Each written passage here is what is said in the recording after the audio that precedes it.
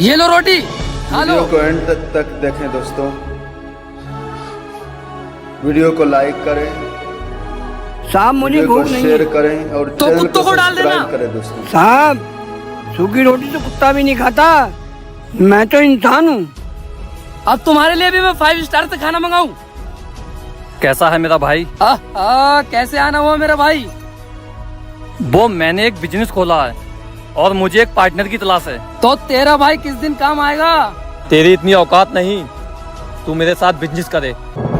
तू ये क्या बोल रहा है? सही बोल रहा हूँ, क्योंकि मुझे बिजनेस पार्टनर इंसान चाहिए। तेरा कहने का मतलब है मैं जानवर हूँ? हो सकता है, क्योंकि तुझसे बेहतर तुझे कौन जान सकता है। बेवजह जिया अब तक पता ना था, आज जाना है वक्त के छोटे से। ऐसे एक बार फिर से मुस्कुरा दे। है सदियों